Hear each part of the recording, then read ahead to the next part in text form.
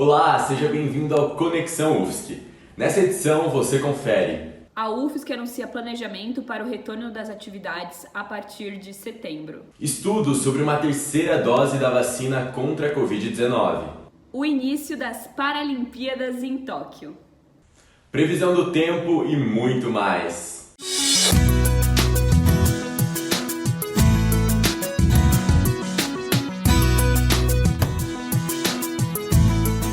A gente começa a Conexão UFSC de hoje falando sobre o falecimento aos 84 anos do jornalista e professor Nilson Lage. Ele estava internado no Hospital Bahia Sul, em Florianópolis, onde tratava há 2 anos um câncer de pulmão.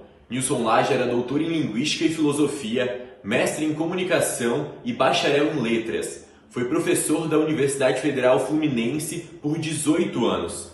Também da Universidade Federal do Rio de Janeiro e se aposentou em 2007 pela Universidade Federal de Santa Catarina como professor titular. Lage é autor de vários livros de referência para o jornalismo, como a reportagem, a linguagem jornalística e teoria e técnica do jornalismo. Por vontade do próprio professor Nilson, que não queria velório, ele apenas foi cremado na tarde do dia 24 de agosto. Mas seus escritos com certeza continuarão inspirando e motivando todos nós jornalistas. Nossas homenagens aos amigos e familiares do jornalista Nilson Lage. Mudando de assunto, na última semana, a UFSC publicou uma portaria em que falava sobre o planejamento que está ocorrendo para o retorno de algumas atividades presenciais, com data prevista a partir de setembro. O plano de volta às aulas, aprovado em maio de 2020 pela Administração Central da UFSC, chega agora em sua pré-fase 2 e altera a dinâmica de trabalho de várias divisões da instituição. Primeiro, os setores administrativos vão funcionar das 8 da manhã até as 18 horas, em todas as unidades da UFSC no estado. Além disso, o Núcleo de Desenvolvimento Infantil e o Colégio de Aplicação do campus de Florianópolis devem voltar entre o fim de setembro e o início de outubro. Até lá, a expectativa é de que 75% dos funcionários estejam vacinados com 2 doses. Então, já desde o início do ano, o NDI e o Colégio de Aplicação prepararam planos de contingência. Também já estão no curso do ciclo vacinal completo e o Colégio de Aplicação, em particular, vem mantendo o ensino remoto. Mas existe, de parte de algumas famílias de estudantes, tanto quanto do NDI, essa demanda para que passe-se a oferecer um ensino híbrido. Então, eles terão as políticas de controle e acompanhamento sanitário, testagem em massa, verificação da circulação e ventilação das salas de aula, uso obrigatório de máscaras do tipo PFF2, escalas de trabalho, alternância das crianças que vão estudar. A volta às aulas presenciais dos estudantes universitários deve acontecer só na fase 2, que depende de alguns fatores para acontecer, como UTIs com menos de 60% de ocupação, o declínio na transmissão da Covid-19 e o fim do ciclo vacinal para docentes e professores da UFSC. Em novembro ou em dezembro, os jovens de 18, 19, 20 anos terão acesso à segunda dose. Antes disso, eles continuam vulneráveis. Então, é nesse sentido que a gente está entrando na pré-fase 2, que vai preparar os ambientes, em que nós vamos avaliar o que é possível retornar no híbrido, o que deve ser mantido no remoto e o que pode ser admitido gradualmente no presencial na fase 2. Em março deste ano, o Conselho Universitário aprovou o calendário acadêmico de 2021, garantindo que os 2 semestres letivos aconteçam de forma remota. Mas, com o avanço da vacinação, seria possível voltar às salas de aula ainda este ano? Se houver uma transformação drástica, o Conselho pode até reavaliar isso. Eu, com honestidade, não deixo de acreditar que poderemos ter essa redução drástica, mas julgo que seria precipitado oferecer a partir de 2 de outubro, de 26 de outubro, quando recomeçaria o segundo semestre, algum tipo de ensino presencial.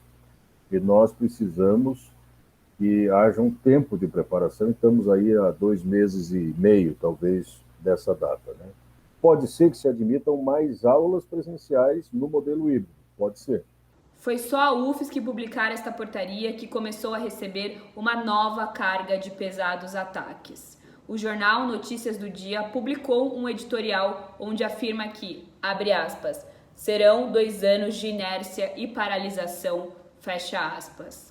Um colunista do próprio grupo afirmou, abre aspas, UFSC, desculpas esfarrapadas, fecha aspas, referindo-se ao período de atraso em que ele acredita que as universidades federais vivem. Lembrando que desde o início da pandemia, a UFSC vem trabalhando com pesquisas no combate ao coronavírus. A universidade não está sem aula e nem sem atividades, pois ficou cerca de 5 meses no aguardo das medidas do governo federal que não foram executadas. Professores e alunos continuaram seus trabalhos em salas de aulas remotas, em projetos de pesquisa e extensão.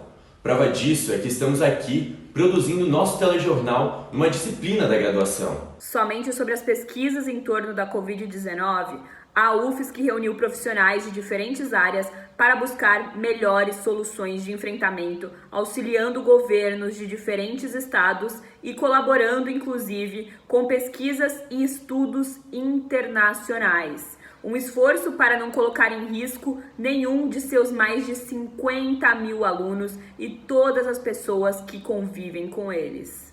Como a nossa reportagem mostrou, a UFSC criou um setor específico para esclarecer notícias equivocadas ou incompletas que pudessem macular a imagem dessa instituição que segue colaborando com a população e abrindo espaço para a formação profissional de várias parcelas desfavorecidas de nossa sociedade. Exemplos de equívocos são comentários do tipo, abre aspas, a maioria das universidades públicas já retornaram o ensino de forma híbrida ou presencial, fecha aspas.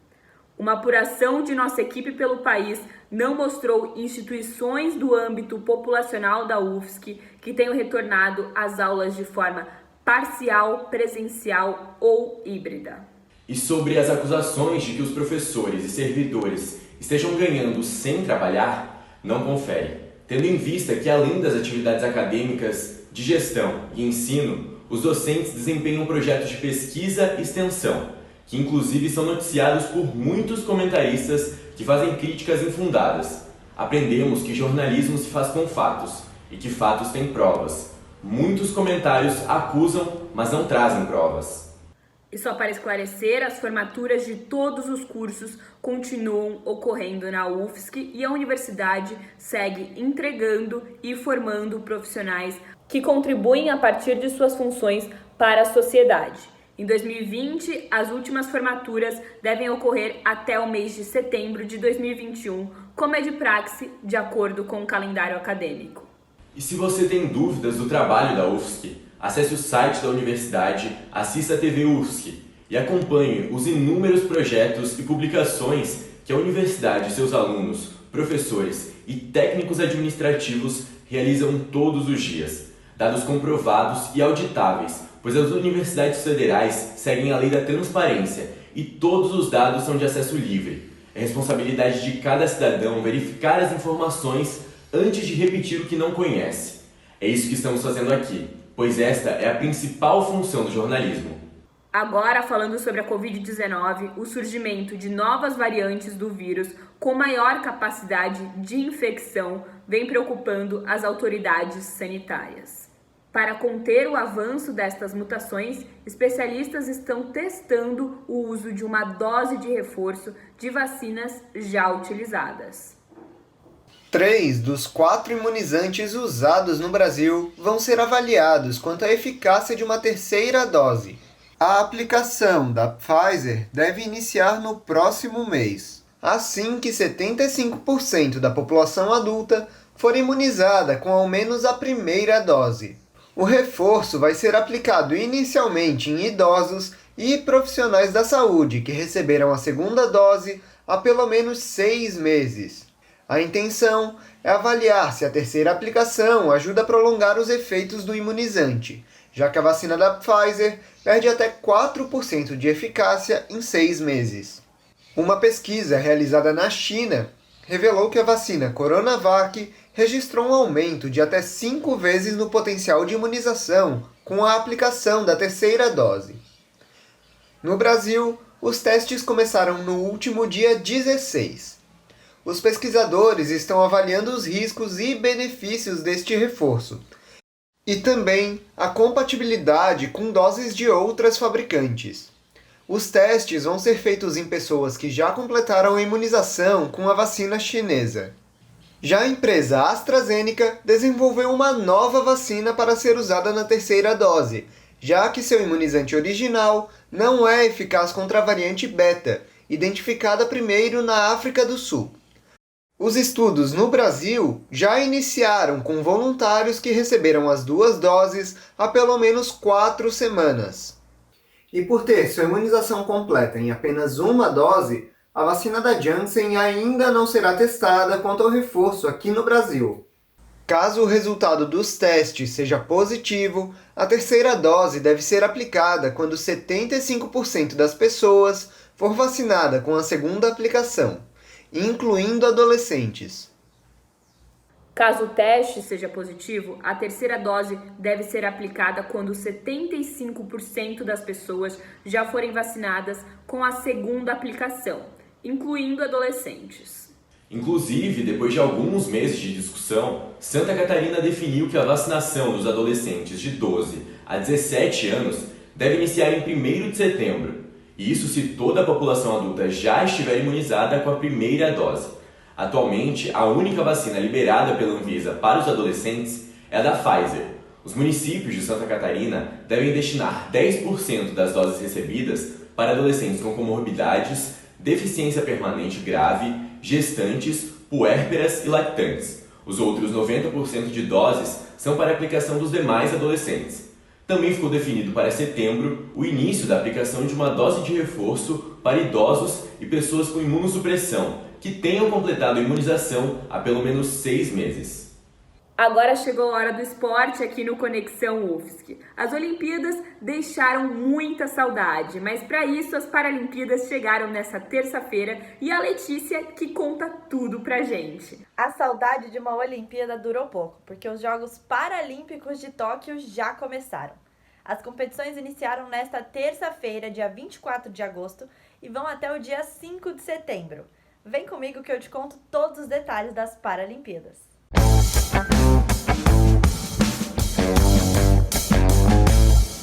Com a maior delegação da história dos Jogos Paralímpicos, o Brasil leva 260 atletas para Tóquio. E entre eles, 11 são daqui de Santa Catarina. Tem catarinense em 6 modalidades: tênis de cadeira de rodas, remo, natação, triatlo, atletismo e tênis de mesa. A abertura da competição não teve público por conta da Covid-19, mas mesmo assim emocionou, contando com homenagens ao Afeganistão e reflexões sobre inclusão e igualdade. Diferente das Olimpíadas, com os anéis olímpicos, nas Paralimpíadas temos os agitos. A entrada desse símbolo paralímpico trouxe emoção ao evento, junto com a apresentação dos 22 esportes da competição. Neste ano temos 2 novas modalidades, o Para-Badminton e o Para-Taekwondo. E o Brasil tem grandes chances de medalha, sendo considerado uma potência paralímpica, e tem condição de estar entre o top 10 no quadro de medalhas. Destaque para o atletismo. Petrúcio Ferreira nos 100 metros e 400 metros da classe T47, Beth Gomes na categoria F52, F53 no lançamento de disco e Rayane Soares nos 100 metros e 400 metros da classe T13. Mas calma aí, você sabe o que são essas categorias? Cada modalidade tem a sua divisão. A letra indica o tipo do esporte e o número indica o grau da deficiência. Por exemplo, no caso do atletismo, T é para esportes de corrida e F para provas de campo, como os arremessos. Essa sopa de letrinhas parece difícil, mas logo você pega. Nas Paralimpíadas e sempre, a gente precisa lembrar de evitar as expressões capacitistas. Resumir os atletas paralímpicos à sua deficiência é diminuir o grande talento esportivo que eles têm. Depois desse apanhado dos primeiros dias das Paralimpíadas, eu já estou ansiosa para ver o desempenho do Brasil. Então fica ligado aqui no Conexão Esportes que a gente te atualiza de cada novidade. Tchau! Agora é só acompanhar as partidas e ficar torcendo para quem está aí em busca de medalha. As Paralimpíadas vão até o dia 5 de outubro. E para você que quer ficar ligado na previsão do tempo, vou te contar, hein? O mês de agosto até agora tem sido uma caixinha de surpresas. Depois de uma queda nas temperaturas na primeira quinzena, os últimos dias foram de muito calor. Mas e agora? O que será que vai acontecer na última semana do mês? A Fernanda Biasoli conta pra gente.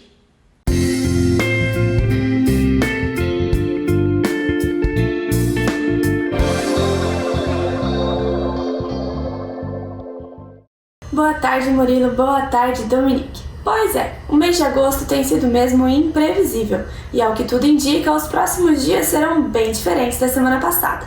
Se você gosta de um friozinho, pode ficar tranquilo que as temperaturas vão cair. Vamos à previsão dos próximos dias. Para quinta-feira, a previsão é de baixas temperaturas. O dia começa instável, com chances de chuva e temporais isolados em Santa Catarina. Mas ao longo do dia, a tendência é que o tempo melhore do oeste ao litoral sul do estado, por conta do avanço de uma massa de ar frio. Na sexta-feira, a chuva tende a dar uma pausa no oeste e meio-oeste. A previsão é de sol com poucas nuvens. Já entre o Planalto e o litoral, podem acontecer nevoeiros pela manhã e chuva ocasional. E o fim de semana? Será que dá praia? É o que vamos ver agora. O fim de semana vai ser nublado em Santa Catarina, com chances de chuva na Grande Florianópolis e norte do estado. Essa chuva também pode se estender para a região oeste. A previsão é de baixas temperaturas. Mas mesmo com as temperaturas caindo nos próximos dias, não há indicativo de frio intenso. Murilo, Dominique, é com vocês. Tomara que esse frio passe bem longe daqui mesmo, hein, Fernanda? Com a expectativa de dias mais claros e menos obscuros, a edição do Conexão UFSC de hoje vai ficando por aqui. Até a próxima edição, se cuidem e tomem vacina. Tchau, tchau!